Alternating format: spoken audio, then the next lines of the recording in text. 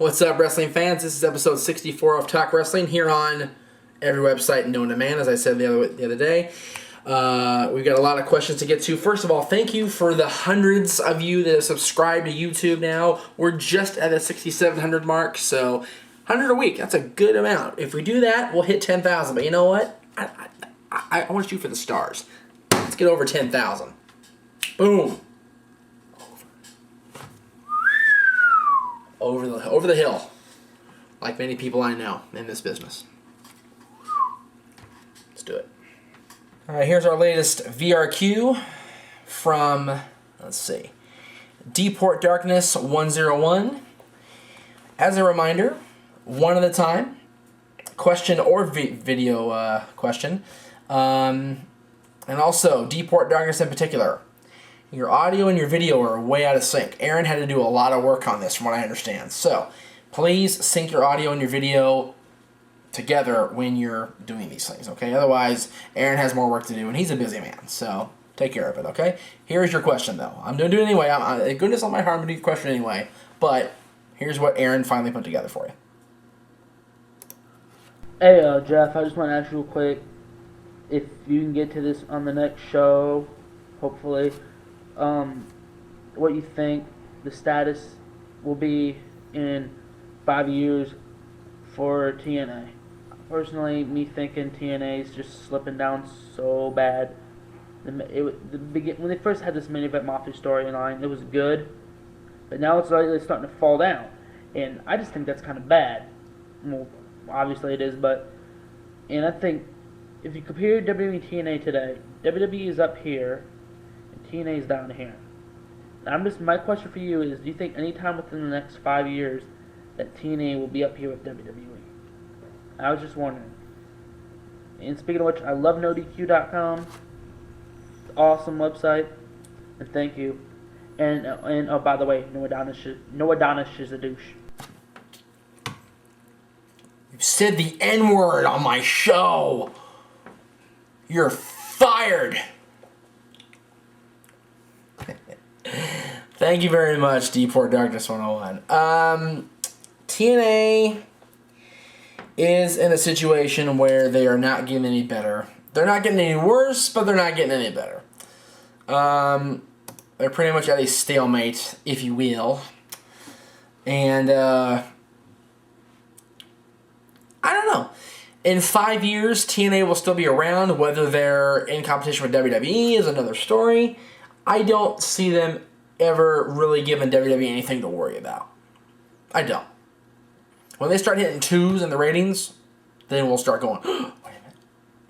Just, don't worry about it. This is from Bull and Rude. Do you think it would be a good idea to bring back the Cruiserweight title to WWE? With all the new young talent and the good and more experienced talent, I think it would be good. I'm not the only one who wants to see them more often than instead of the Cenas and Batistas. P.S. Love the show. Keep up the good work. I appreciate your love of the show. I appreciate you complimenting my work. But I've addressed the Cruiserweight title before. They don't have a need for it. The Cruiserweights are few and far between. They don't want the Cruiserweight Championship to be around. They're not going to bring it back. Not even on ECW. It's just not feasible at this time for them. They don't want to do that. So, leave it alone. Dead. Squashed like a bug. It's over. Nico the Unique, repeat viewer. Edge, what are your thoughts on Edge? His gimmick, finisher, his position in the company. I've talked about Edge. He's the number one heel. Top heel on SmackDown. I love his gimmick. I've always liked his gimmick. Whatever gimmick he's done, I've always liked Edge. His finisher, the spear, he could be doing the execution a little bit better. The DDT instead of just the spear. The spear's kind of lame.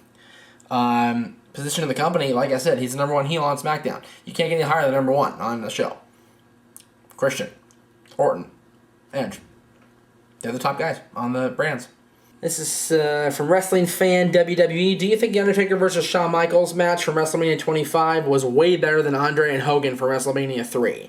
I think Taker and Michaels match was 1,000% more exciting than Andre and Hogan. We gotta understand. I agree with you, but you have to look at it from the devil's advocate point of view. 1987, the fans weren't interested in the big man. They were more interested in the slower pace. They were interested in actual, like grapple submission type of wrestling. They weren't interested in the sports entertainment, if you will. They were interested in the slow, methodical wrestling matches, and that's why Andre and Hogan was so over back in 87. If you put that match today, if Andre was in the condition he was in then, now, if he was still alive, and Hogan was in that condition in his prime, of course, in 87, and they matched it up on the same show as Undertaker and Shawn Michaels, then, like this year's WrestleMania where that match blew it away, Undertaker and Shawn Michaels would have blown Andre and Hogan out of the water. You gotta remember, Andre and Hogan was not the best match at WrestleMania 3. The best match at WrestleMania 3 was Steamboat Savage. So, there's been a lot of matches since that have blown Andre and Hogan out of the water. Undertaker and Shawn Michaels just happens to be one of them. It's one of the more unique questions we've ever named, anyway. Garlic Mayo Man. Not mayo. Garlic Mayo, like mayonnaise man. Hi, Jeff.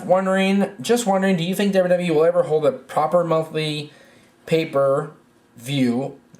Not paper, like the word paper. Pay, P-A-Y, hyphen, P-E-R, hyphen, V-I-E-W. Pay-per-view. Back in England, just like SummerSlam 92 was at Wembley. I don't see why they couldn't. Pay-per-views are expensive to put together. But I don't see it out of the realm of not a possibility. I don't see why they couldn't. It'd be cool. I would like to see that very much. I wouldn't go to it, obviously, because it's 4,000 or it's 4,000 miles away from me. But it'd be cool to see them try to pull that off again. 92 SummerSlam was a phenomenal SummerSlam. Great from top to bottom. And it'd be cool to see them do that. Why not? Let's have them do it. This is from Big Bad Tom 29. It's been said that Sting and Vince McMahon don't get along, hence why Sting has never wrestled for the WWE. But if that's true, why the two don't get along, why is Sting on DVDs produced by the WWE, much less even on the cover of the Starrcade DVD?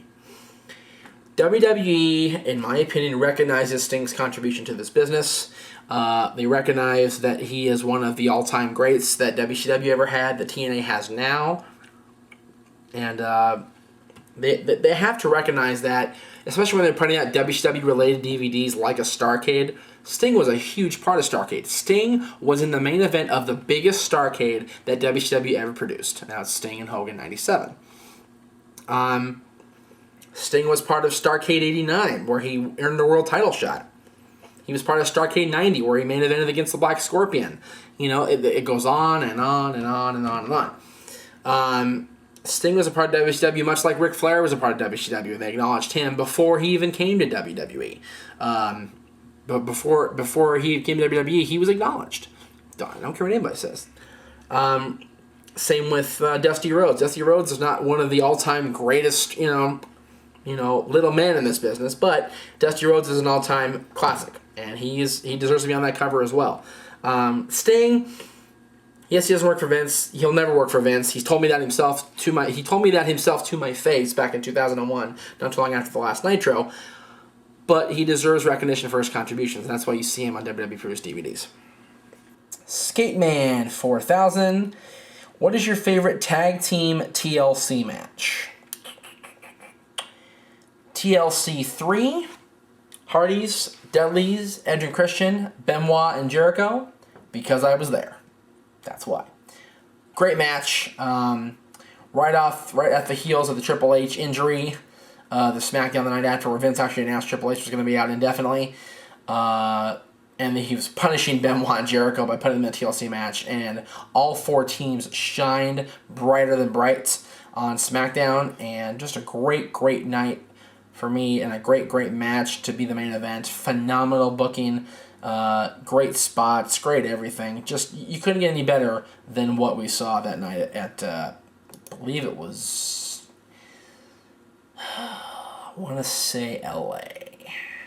May have been Anaheim, though. One of those two. It was not San Diego. Either Anaheim or LA. I can't read this, I'm sorry. Kieran, K-I-E-R-A-N, The Kiz. All right. What do you think are WWE's long-term plans for The Miz, and what is your opinion on Miz and Morrison as singles wrestlers since they're split? Long-term plans for The Miz, it's very hard to tell. Very hard to tell. You know, they've got this whole building against... why is this not moving? There we go. Against Cena, where he's 5-0 against Cena or whatever, and eventually they're going to have Cena just kick his ass. It's going to happen. As far as them apart, they're much better together. Much better together. I think it sucks they split them up. They were the dominant tag team in WWE. I don't care what anybody says. And it sucked that they split them up. It was a horrible decision on WWE's part. Horrible. Horrible. Hey, Jeff, what do you think of the name switch from the Great American Bash to The Bash? He said drum roll, so I said drum roll. Stupid. This is from Puppy. It's Puppy21346. Sorry, I didn't write your name out until just now. Very dumb. Why, it's one thing to change One Night Stand to Extreme Rules, because it's not a One Night Stand. It happens every year. So why keep it that? But the Great American Bash, maybe just because the Great American Bash has a WCW stigma to it, and they don't want to associate with WCW, even though they brought back the review for that very real. Yeah, I don't know. I think it's kind of lame, personally. We'll have to see how much it reacts with the fans. I don't think the fans will care. They'll still buy the tickets for the pay-per-view. They'll still go watch it on pay-per-view. And, I don't think it really matters one way or the other. So you've got one from West Marsh 7. This is Ricky Belting over in England. With the recent draft that has taken place in the Money in the Bank match at WrestleMania, why do you feel that Christian, for one, has stayed put on ECW when he is one of the best talents in the ring and on the mic? And I feel a banker, no pun intended, for the Money in the Bank match at WrestleMania. Do you feel that Vince McMahon is making him prove himself again by keeping him in ECW for a while because of the whole TNA thing? No. Completely opposite, actually. I think Vince recognizes that Christian is a name brand. He's a marquee talent, and they need something to keep ECW afloat. They need something to give ECW that brand recognition, to keep ECW, on the map, as it were. And by keeping him on ECW, Christian elevates the ECW brand and the ECW championship.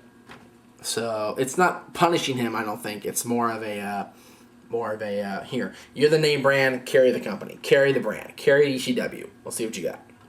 Thank you all very much for tuning in this week to Talk Wrestling, episode number 64.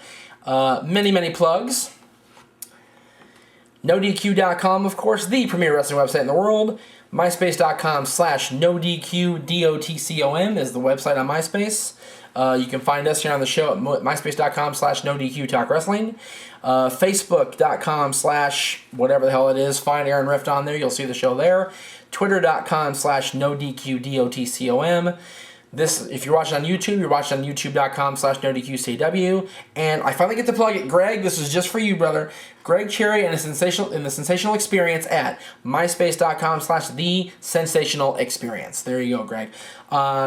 We have a question for you, actually, for next week. We'll have a question from Greg Cherry on the next episode of Talk Wrestling. For now, for the man with the magic hands, if you will, although that's what Beth tells me, this is Jeff saying, see you next time.